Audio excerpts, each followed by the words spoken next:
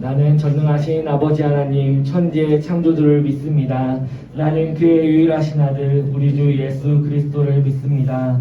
그는 성령으로 잉태되어 동정녀 마리아에게서 나시고 본디오 빌라도에게 고난을 받아 십자가에 못 박혀 죽으시고 장사된 지 사흘 만에 죽은 자 가운데서 다시 살아나셨으며 하늘에 오르시어 전능하신 아버지 하나님 우편에 거기로부터 살아있는 자와 죽은 자를 심판하러 오십니다. 나는 성령을 믿으며 거룩한 공교회와 성도의 교제와 죄를 용서받는 것과 몸의 부활과 영생을 믿습니다. 아멘. 네, 이 시간 함께 기도하도록 하겠습니다. 하나님 아버지, 우리가 주님 앞에 우리의 마음을 가지고 나아갑니다. 주님, 이 시간 1월 16일의 예배가 우리의 삶 가운데 말씀해 주시는 주님과의 대화 시간이 되도록 인도하여 주시옵소서. 주님께서 우리에게 말씀해 주시는 것들, 내가 주님께 말하고 싶은 것들이 모두 이루어지고 주님 앞에 내 마음을 내려놓는 시간이 될 수 있도록 우리의 마음을 인도하여 주시옵소서. 코로나19로 인해서 여러모로 힘들고 또 어려운 상황이 지속되고 있지만 그럼에도 불구하고 그런 상황 속에서 주님을 만나게 하시고 주님의 역사를 보게 하시는 하나님의 일을 우리가 경험하게 하여 주시옵소서. 예수님의 이름으로 기도했습니다. 아멘.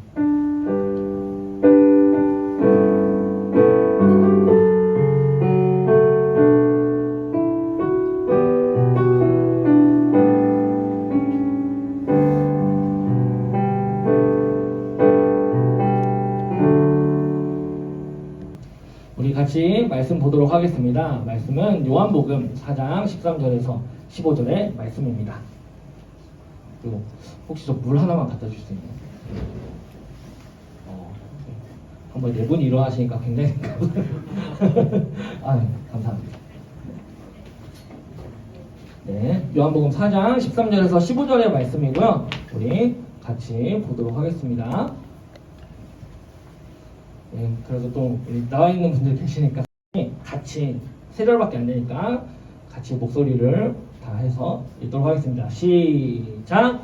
예수께서 대답하여 이르시되 이 물을 마시는 자마다 다시 목마르려니와 내가 주는 물을 마시는 자는 영원히 목마르지 아니하리니 내가 주는 물은 그 속에서 영생하도록 솟아나는 샘물이 되리라. 여자가 이르되 주여 그런 물을 내게 주사 목마르지도 않고 또 여기 물 기르러 오지도 않게 하옵소서. 아멘. 네, 오늘 이 말씀을 가지고 나는 어떤 사람입니까? 라는 말씀을 같이 나누기를 원합니다. 이제 또 벌써 한 주가 지나고 여러분들과 제가 함께한 지 벌써 3주가 되었습니다. 그 2020년이 또 시작된 지도 3주가 지났고요. 1년이 52주니까 벌써 이제 앞자리 5가 바뀌었죠. 이제 49주, 50주가 남아 있습니다. 오늘 이 시간 아까도 우리가 기도하면서 얘기했지만 예배와 말씀을 통해서 여러분들에게 하나님의 말씀이 들리고 믿어지는 시간이 되기를 축복합니다. 오늘 함께 나눌 말씀의 제목이 나는 어떤 사람입니까? 예요. 내가 어떤 사람인지를 아는 것은 굉장히 중요합니다. 또 궁금하기도 하고 내가 어떤 사람인지, 그리고 또 중요한 것은 사람들에게 내가 어떻게 비치는지가 굉장히 우리의 삶 가운데는 중요합니다. MBTI가 이제 되게 오랜 시간 좀 유행을 하고 있는데 사실 그 전에는 이제 막 별자리나 혈액형이나 이제 막 흔히들 이제 하는 그런 거 있잖아요. 뭐 A형이면 소심하고, B형이면 좀 막 다혈질이고 활달하고, AB형은 AB형 계신가요 혹시? 네, A병, 네, 말하지 않겠습니다. 네, A병은 좀 그렇다, 뭐 이제 그런 게 있었잖아요. 예. 근데 이제 뭐 O형은 무난하고, 근데 이제 그런 것들이 있었던 것처럼 이게 이제 자연스럽게 이제 막 물어보는 질문이 듣단 말이에요. 이제 처음 만나는 사람이나 이제 조금 이제 대화를 이제 물꼬를 터야 할 때, 혹시 MBTI가 어떻게 되세요? 그래서 뭐 저도 이거요, 이러면서 막 얘기하고 그러잖아요. 근데 이제 전도사님은 이제 참고로 INFP예요. INFP인데 약간 이제 선생님들은 잘 모르실 수도 있긴 한데, 네, 어쨌든 그런 이제 성향이 있습니다. 근데 MBTI도 그렇고 여러 심리 테스트도 그렇고 이제 궁금한 거예요. 내가 어떤 사람이고 내가 어떤 성격을 갖고 있고 내가 사람들에게는 이런 모습으로 비치는구나. 그리고 이런 MBTI나 심리 테스트의 좋은 점이 뭐예요? 나는 이거야 라고 하면 아 쟤는 저런 사람이구나 라고 사람들에게 인식시킬 수가 있거든요. 그래서 사실 이 어떻게 보면 심리 테스트나 이런 MBTI류의 검사들은 내가 어떤 사람이었는지를 사실 보여주는 거지 내가 이렇게 살아야겠다라고 하는 그런 건 사실 아니거든요. 근데 약간 우리가 이제 어느 순간 나는 이니까 활달해 이렇게 그냥 정의를 내려버리는 좀 경우도 있죠. 근데 어쨌든 우리는 이렇게 내 자신이 어떤 사람인지 내 정체성에 대해서 궁금해하고 이제 알고 싶어합니다. 그래서 우리가 이제 어떤 사람인지를 우리는 알고 있어요. 내 스스로가 나는 이런 사람이야 라고 알고는 있어요. 근데 이게 구체적인 단어와 문장으로 표현되지는 않아요. 나는 이런 사람이야 라고 한 문장으로 표현하기가 너무 어렵단 말이죠. 아까 말했던 MBTI가 사람들에게 좀 인기를 끌었던 이유는 나는 무슨 형이야. 이거 혈액형의 막 약간 확장판 같은 느낌인데 약간 무슨 형이야. 나는 이런 사람이야. 그래서 야 너는 J가 강하구나, P가 강하구나 하면서 이제 얘기를 할 수 있기 때문에 이제 많이 활용을 했던 건데 아까 얘기했던 것처럼 나에 대해서 어떤 글로 적거나 이제 말로 하게 되면 굉장히 표현한다는 것이 쉽지가 않아요. 특히 그런 벽을 가장 크게 느낄 때가 우리 삶 가운데 있는데 바로 이제 입시를 할 때나 아니면 취업을 하게 될 때 기본적으로 꼭 쓰는 게 있습니다. 바로 자기소개서죠. 그래서 이 자소서를 이제 쓸 때는 막 이제 그래서 자소서 학원도 다니고 자소서 과외도 받고 그리고 자소서를 전문으로 컨설팅하는 이제 회사까지 생길 정도로 이 자소서에 대한 것은 기본적이면서 사람들의 마음을 굉장히 이제 좀 어렵게 하는 요소 중에 하나예요.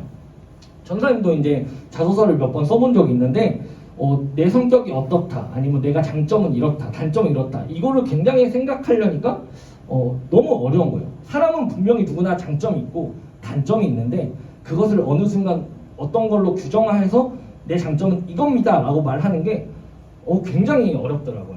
저는 뭘 잘해요. 저는 긍정적이에요. 근데 사람이 긍정적일 때도 있지만 항상 긍정적이지 않잖아요. 항상 긍정적이면 사실은 병원에 가야 돼요.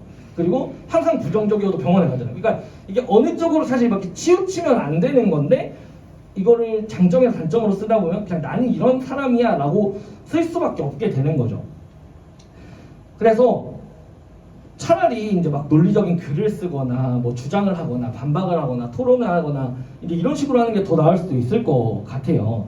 근데 자기소개서를 이제 솔직하게 쓰면은 떨어진다는 얘기가 사실 많죠. 작은 이야기라도 막 꾸며서 써야 되고 보여주고 그리고 드러내는 게 현재 자소서의 역할이니까 우리 학교에 왜 지원했나요? 라는 질문에 제 집 앞에서 가까워서요 이렇게 쓰지는 않잖아요. 아니면은 제 성적이 요 정도입니다 라고도 쓰지 않는단 말이에요.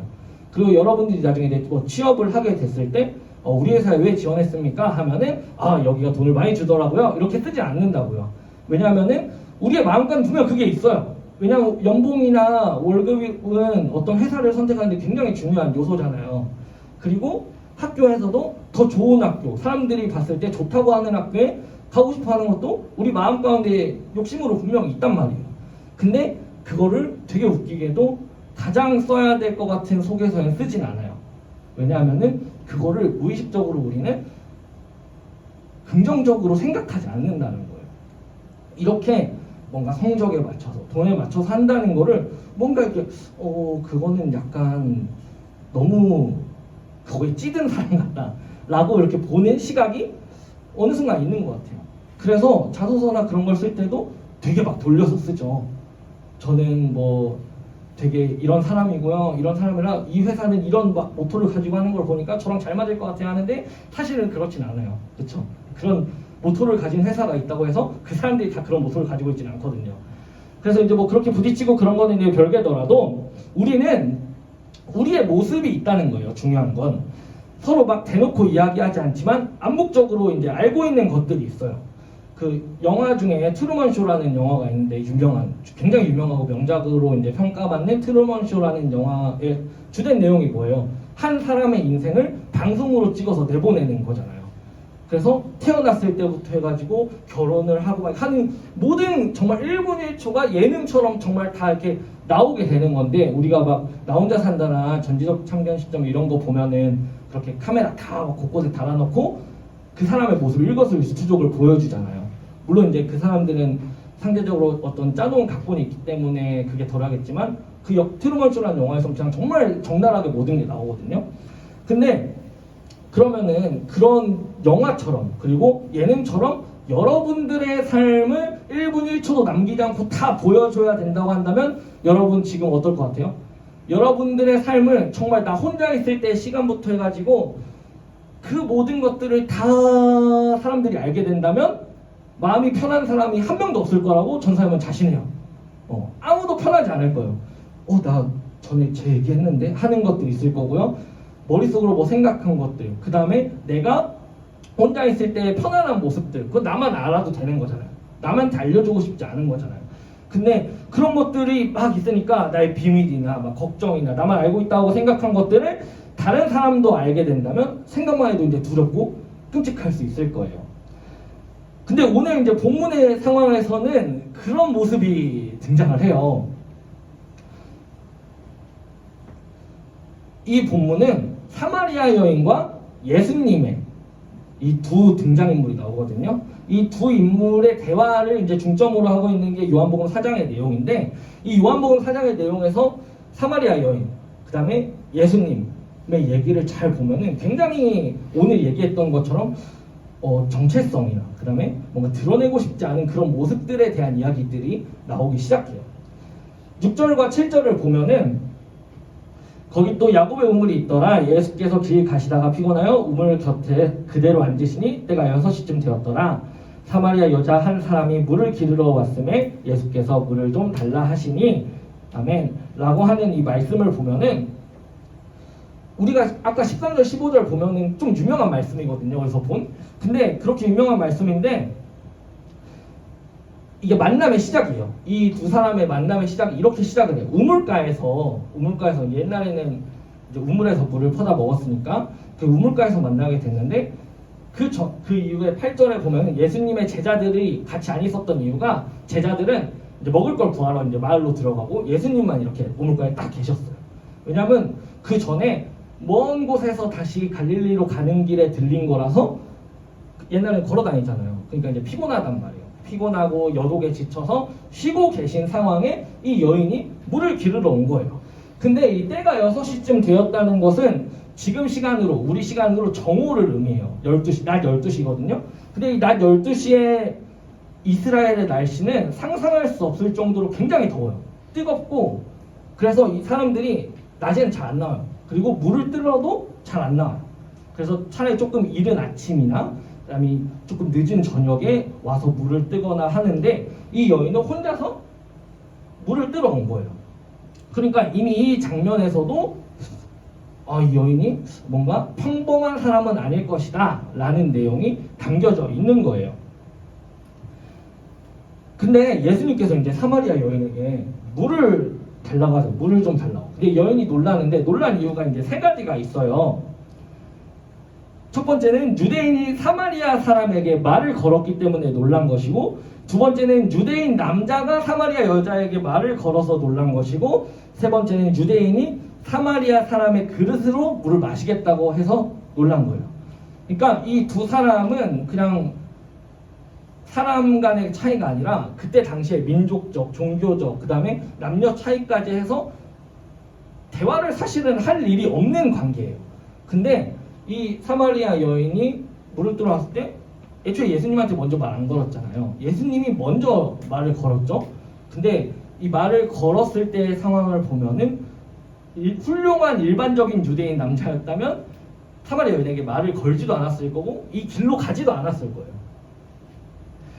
예전에 갈릴리로 가는 길이, 유대 땅에서 갈릴리로 가는 길이 이제 2가지 방법이 있는데, 그냥 베레아 지역이라고 하는 곳을 이렇게 돌아서 가는 게 있고, 그 다음에 시간이 걸리지만 사마리아 지역을 통과해서 가는 2가지 방법이 있어요. 근데 사마리아를 통과해서 가는 게 제일 빠르지만 많은 유대인 사람들은 사마리아 사람들과의 관계가 좋지 않았기 때문에, 그리고 이 사마리아 사람들은 이단시하고 니네들은 배신자다라는 생각이 있었기 때문에 갈등이 너무 심해서 그냥 접근하는 것도 싫어하지 않았어요. 그래서 그냥 돌아서 갔단 말이에요. 근데 어쨌든 예수님께서 이렇게 그냥 오신 것도 대단하지만 거기서 또 사마리아 여인에게 말을 거신 거예요. 근데 이거를 그냥 보면은 서로 어떻게 마주쳤구나 라고 생각할 수 있지만 예수님의 행적이나 이 가운데서 이 말씀하시는 걸 보면 마치 이 여인을 기다렸던 것처럼 예수님께서 이야기하시는 걸 볼 수가 있어요. 그래서 이런 느낌으로 이제 만나가지고 이야기를 하게 되는데, 사마리아 여인은 이제 물을 달라고 하니까 아까 얘기했던 그런 세 가지 이유 때문에라도 야, 이 사람이 왜 나한테 물을 달라고 하지? 좀 이상한 사람인가? 라고 생각해서 당황해서 왜 나한테 물을 달라 하냐 반박을 하는데, 예수님은 오히려 그냥 야, 물을 먹고 싶어 달라 했다 그렇게 한 게 아니라 내가 누군지 알았으면은 오히려 나한테 물을 달라고 했을 거다 라고 이야기를 하세요. 근데 이제 여인은 그 물이라는 단어를 그냥 우리가 말하는 이런 물로, 그냥 생수로 생각을 한 거죠. 일반적인 먹는 물로 생각을 해서 야, 이거 우물도 우리 거고 지금 물도 내가 풀 수 있는데 너가 무슨 물이 있냐 하면서 이제 따지니까 오늘 말씀이 나오는 거예요. 다시 한번 같이 읽어보겠습니다. 시작. 예수께서 대답하여 이르시되 이 물을 마시는 자마다 다시 목마르려니와 내가 주는 물을 마시는 자는 영원히 목마르지 아니하리니 내가 주는 물은 그 속에서 영생하도록 솟아나는 샘물이 되리라. 여자가 이르되 주여 그런 물을 내게 주사 목마르지도 않고 또 여기 물 기르러 오지도 않게 하옵소서. 아멘. 두 가지 물이 있어요. 그냥 일반 물이 있고요. 그리고 예수님이 말씀하시는 물이 있어요. 예수님은 이 물로 되게 많은 이야기를 하셨는데, 예수님의 첫 번째 기적이 가나의 혼인잔치에서 물을 포도주로 바꾼 사건이었어요. 그래서 예수님과의 물은 굉장히 밀접한 관계가 성경 안에서 계속해서 있는데, 예수님께서 얘기하는 거예요. 그래, 나 물 없는 것처럼 보이지만 나는 너한테 줄 물이 있고 너가 지금 먹는 이 우물물을 먹어도 넌 다시 목마를 거야. 그래서 다시 이걸 풀어와야 될 거야 라고 얘기하시는 거예요. 근데 예수님이 주는 물은 어떻대요? 영원히 목마르지 않는 물이래요. 내가 주는 물은 솟아나는 샘물 같은 거라서 너가 한번 받았을 때 네 속에서 계속해서 나오게 될 거야 라고 얘기하는 게 예수님께서 얘기하는 물에 대한 의미예요.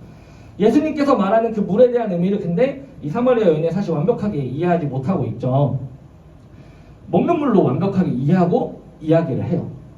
근데 너는 정말로 이 목마른 물 때문에 너가 힘든 거라고 생각해? 라고 하는 게 예수님의 말씀 안에 계속해서 있는 거예요. 여기 물 기르러 오지도 않게 하옵소서 라는 여인의 말을 보면 여인이 물 들어오는 것 자체를 좋아하지 않는다는 걸 알 수 있어요. 근데 여인이 그냥 물 들어오는 게 귀찮아서 그런 게 아니라 아까 얘기했죠? 사람들의 눈을 피해서 물을 들어오고 사람들과 가까이 하지 않으려 하는 그 모습을 보면 여인에게는 뭔가 자신이 안고 있는 상처와 갈등이 있다는 거예요. 그리고 이제 그 이후의 말씀이 나와요. 예수님께서 물을 내가 주면 목마르지 않을 거야 하니까 여인은 그러면은 이 우물을 또 안 떠도 돼요? 라고 일반 또 물로 이해를 하고 얘기를 하죠. 그러니까 예수님께서 딱 이렇게 얘기하시는 거예요. 가서 네 남편을 불러와라. 그랬더니 저는 남편이 없습니다 라고 얘기하죠. 일반적인 사람이었으면 그렇구나 하고 그냥 지나갈 일이지만 예수님께서는 여기서 처음으로 예수님의 정말 우리가 예수님은 하나님의 아들이라고 하지만 그런 기적과 같은 것들이 크게 드러나는 게 있지만 이 말씀에서도 보면 점쟁이잖아요. 사실 이렇게만 보면 무슨 예수님의 남편 5인지 어떻게 알아요. 근데 딱 얘기를 하죠. 너에게 남편 5이 있었고 지금인 자도 내 남편이 아니니까 그래 네가 남편이 없는 게 맞네 라고 얘기하는 거예요. 그러니까 이 19절에 보면 여자가 이르되 주여 내가 보니 선지자로소이다 라고 하는데 이렇게 주여 내가 보니 선지자로소이다 이 반응이 아니었을 거라고요. 막 감탄 삼아 나왔거나 말이 안 나왔거나 둘 중에 하나였을 거예요. 왜냐하면 이 여인이 사람들의 눈을 피하고 사람들을 가까이 하지 않고 물을 혼자 들어왔던 결정적인 이유가 바로 이거예요. 내가 남자들을 막 좋아해서 남편이 많이 바뀌었죠. 그리고 지금 있는 사람하고도 내 남편이 아니, 그러면은 간음을 했다는 거예요. 간음을 하고 이스라엘에서는 여인의 재혼이나 그런 거에 대해서 굉장히 관대하지 않았기 때문에 이미 죄인인 상태인 거예요. 율법적으로. 그리고 사람들과의 관계도 완전히 깨져 있을 거고, 그러니까 정말로 그냥 물을 뜨러 그냥 오고 이게 다였을 거예요. 근데 예수님께서 이런 모습들을 보시고 너는 그래 남편이 5이고 하면서 얘기했던 이유는 너가 가진 문제 때문에 너가 갈증을 느끼고 있는데 이 갈증은 목마름, 정말로 이 목이 말라서 목마른 게 아니고 너의 영적인 부분에서 너가 갈증이 있는 거야. 네 마음 가운데 뭔가 아쉬움이 있는 거야 라고 얘기하고 계신 거예요. 예수님께서 아까 얘기했죠. 일반 물과 그 다음에 예수님이 말씀하시는 물이 있는데, 예수님이 말씀하시는 물은 그냥 우리의 단순하게 목마름을 이례적으로 채우는 것이 아니라 어떻다고요? 영원히 채우시는 물이 있다고요. 그래서 영원히 채우시는 물은 어떤 효과가 있냐면 이렇게 내가 다른 것을 의지하려고, 이 여인은 이제 남자였겠죠? 다른 남자에게 의지하려고 내가 사랑을 받으려고 했던 그런 모습들 가운데서 너는 이제 그런 데 의지하는 게 아니고 나를 의지해야 돼. 내 말을 믿고 내가 주는 생수를 먹어야 돼 라고 이야기하고 계신 거예요. 목이 말라서 물을 먹는데 사실 그냥 물도 우리는 먹으면 시원하지만 물은 일반적으로 3일 이상 안 먹으면 몸에 지장이 가잖아요. 우리 몸의 70%가 물이니까. 그래서 우리가 뭐 운동을 할 땐 더 많이 먹기도 하고 더우면 또 많이 먹기도 해서 물은 계속 반복적으로 우리를 먹어야 되는데, 그래서 예수님께서는 우리에게 물로 계속해서 설명하시는 거예요.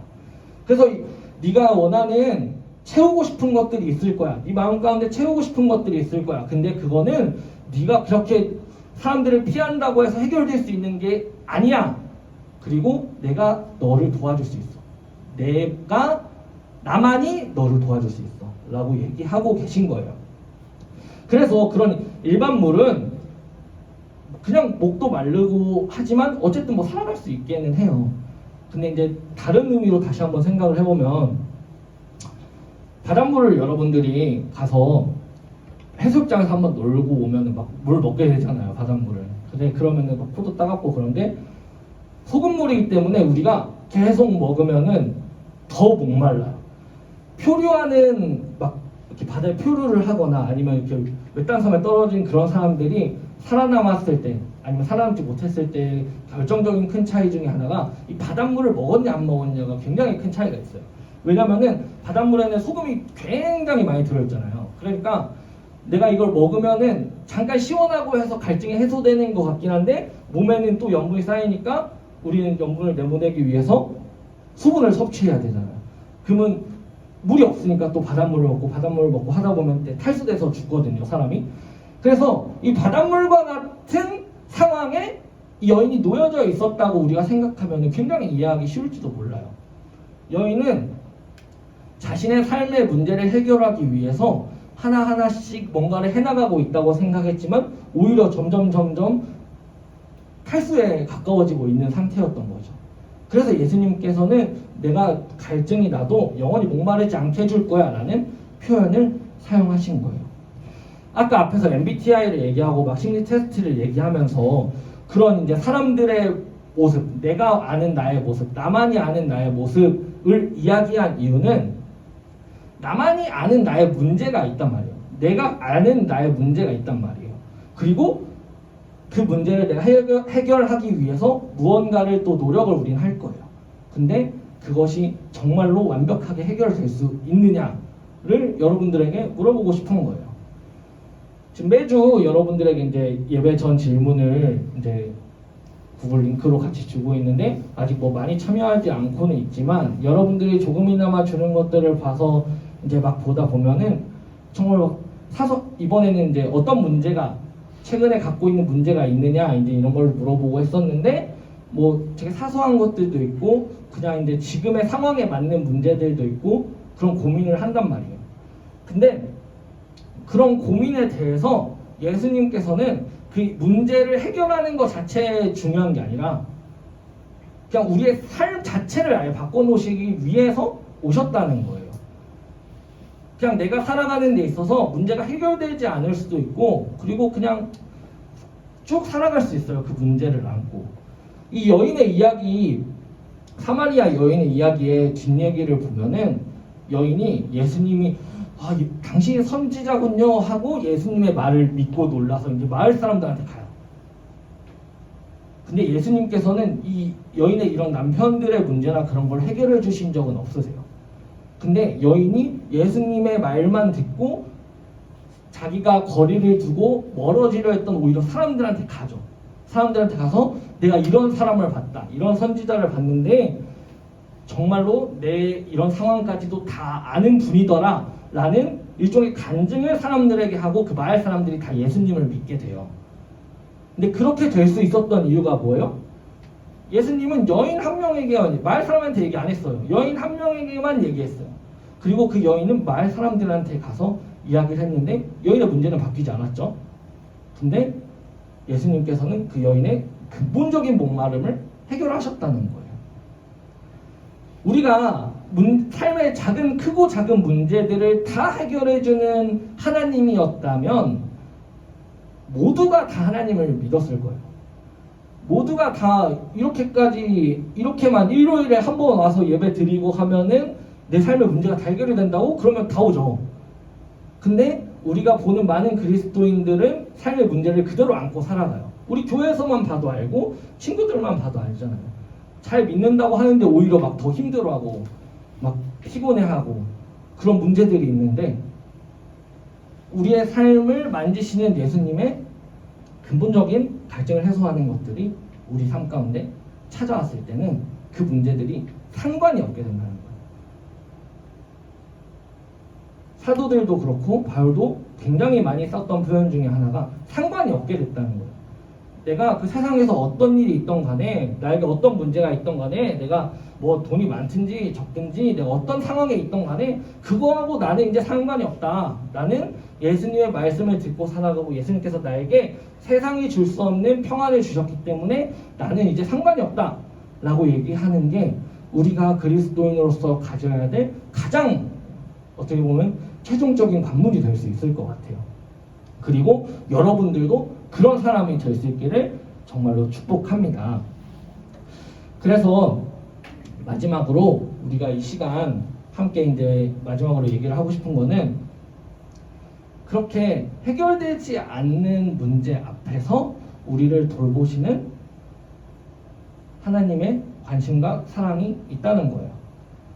여러분들이 지금 뭐 어떤 일들이 있고 어떤 문제가 있는지는 전사님은 알 수 없지만 여러분들의 삶을 예수님께서는 지금도 사마리아 여인에게 찾아갔던 것처럼 그 문제를 가지고 오길 원하시는 거예요. 그리고 우리가 교회를 다니면서 기도를 하잖아요. 말씀을 듣잖아요. 찬양을 하잖아요. 요 것들은 그냥 어떤 예식의 행위나 그냥 어떤 행위적인 게 아니라 기도로 예를 들어서 얘기를 하면 우리가 기도를 할 때 하나님께 정말로 다 간구할 수 있어요.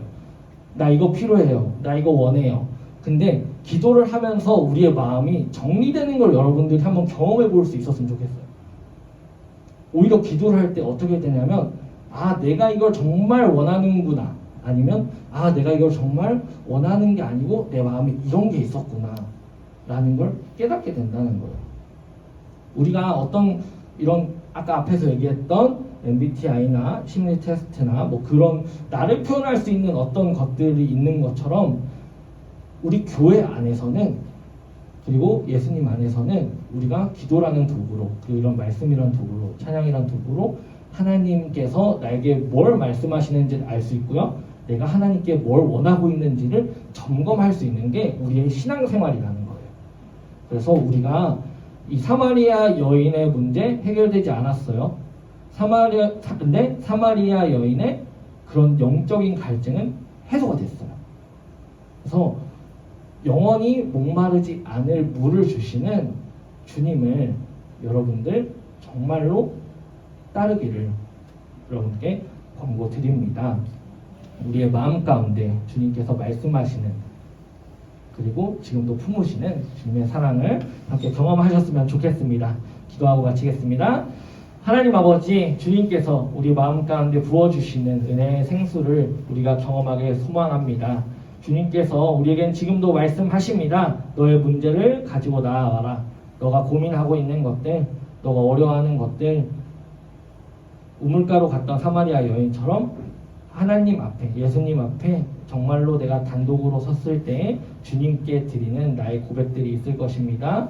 우리 함께 우리 청소년부 친구들이 주님 앞에 그 문제들을 내려놓고 나를 마주할 수 있는 시간으로 삼을 수 있도록 인도하여 주시옵소서. 예수님의 이름으로 기도했습니다. 아멘. 주기도문하고 예배 마치도록 하겠습니다. 네. 하늘에 계신 우리 아버지, 아버지의 이름을 거룩하게 하시며 아버지의 나라가 오게 하시며 아버지의 뜻이 하늘에서와 같이 땅에서도 이루어지게 하소서. 오늘 우리에게 일용할 양식을 주시고 우리가 우리에게 잘못한 사람을 용서하여 준 것 같이 우리 죄를 용서하여 주시고 우리를 시험에 빠지지 않게 하시고 악에서 구하소서. 나라와 권능과 영광이 영원히 아버지의 것입니다. 아멘.